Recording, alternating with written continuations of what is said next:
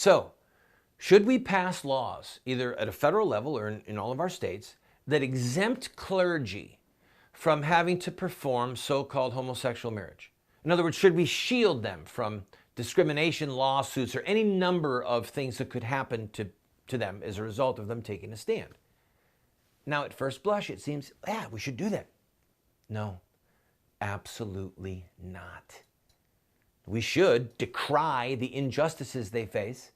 We should fight like hell to overturn or overthrow this insanity, but we should not pass a legal exemption for them. Please hear me out, all right? I'm going to explain why. Pastors are our shepherds, charged to guard the flock. That's us. Jesus said that the good shepherd, what?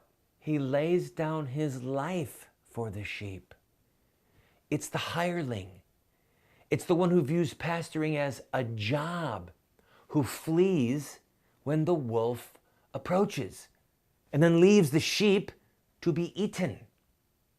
Please understand, I do not want righteous pastors persecuted for standing against this pernicious evil. However, I don't want any of us persecuted for standing for truth in this dark hour. There will be, in fact, there already are, brave Christians who, for the love and fear of God and for the love of souls, will not participate in any way with this sin that cries out to heaven. They won't sell flowers or wedding cakes.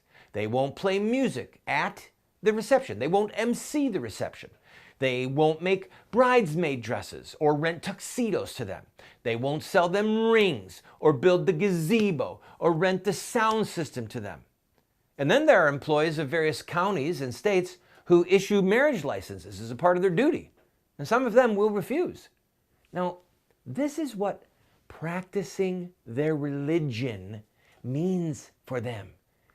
It means defending God-ordained marriage and opposing this fraud. That's what living out their faith means.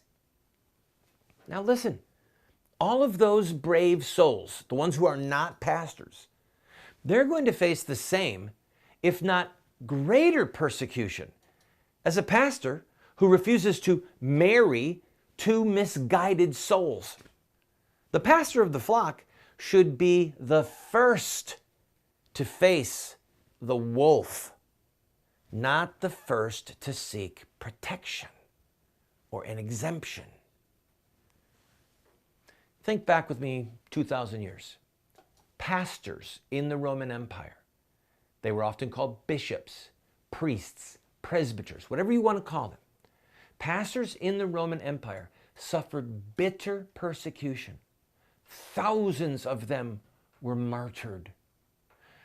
They provided comfort, counsel, courage to their flocks because they endured the same trial of their faith. No law was passed to exempt them from burning incense to Caesar. And there would not have been a pastor or somebody in their flock who would have thought to approach Caesar to ask for an exemption for the pastors. It's ludicrous. So I ask you, how could today's clergy lead and protect their flocks?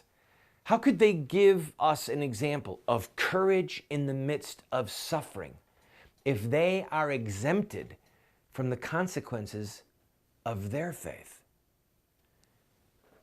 And because of their own exemption, and because of the guilt, the gnawing, nagging guilt that some of them would feel, they would say to their parishioners who wanted to stand up, "Wisdom is the better part of valor.